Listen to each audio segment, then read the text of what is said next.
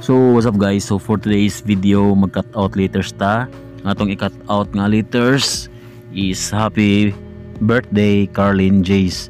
So first is maghimog outline, pabaliktad din siya guys kay arimanta sa likod magbuhat og outline para iniglapat nato sa styro is ang katanang iyahang sakto nga word.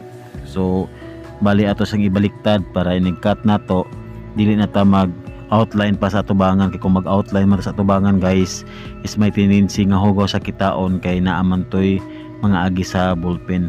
So kini nga part birthday na niya nga ko ang gibuhat, so human ako sa happy birthday, so naglapat sad kog outline para sa kang Carlin. So kini nga word is kang Carlin na siya nga pangalan.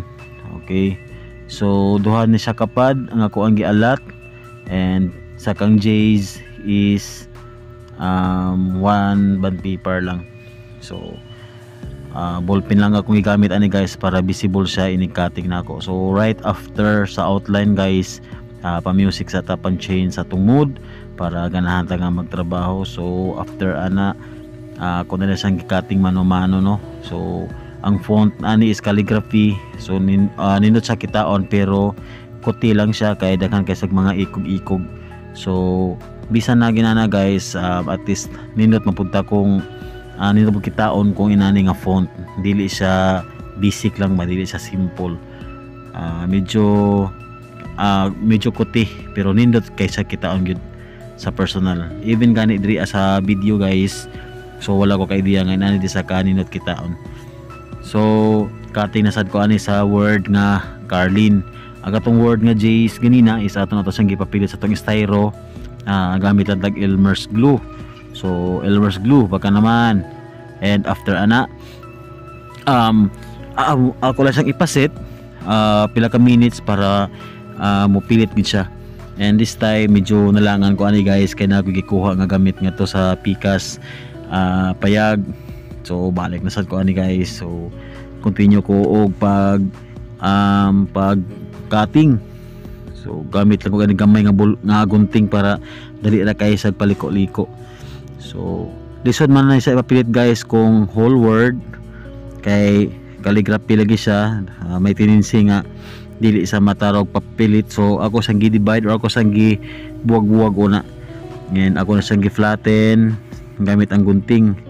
So by the way guys, dara ang J's nga pangalan. So ari na pala sa Carlin, so ako na siyang gi-cut out guys. So gamit lang ko ani og cutter kay wala pa man abot nga ko ang electric cutter no. So dugay siya pero at least ninot pud ang iyang agi. So mano-mano gid siya guys, masilan siya nga part kay kung imong pangusgan may tendency nga mabali ang styrofoam. So probably maghimo kita og bag-o. So sa birthday nga part kay dili man siya maigo sa foam nga 1/4. So ako lang gitangtang ang letter B. So ako siyang i-separate, ako siyang ipapilit sa lain nga styrofoam. So ang birthday nga word man na akong ipapilit karon. So again, kuti gihapon kayo ang pag-cut out sa letters due to font nga to ang gigamit ani. So this is my choice. So bahalag kuti, at least kibaw ko nga nindot pud sa kitaon. So letter B. So ako sang una ko pilit guys, same thing ganina, ako sang buwag-buwagon para mahalo na gid siya og tarong. So ako sa siyang ipaset mga pila ka minutes, and then mobalik ko papilit sa letter B. So ako na siyang birahan di initial cutting guys, hanggang sa kasulok-sulukan sa iyang font ato ana siyang katingon.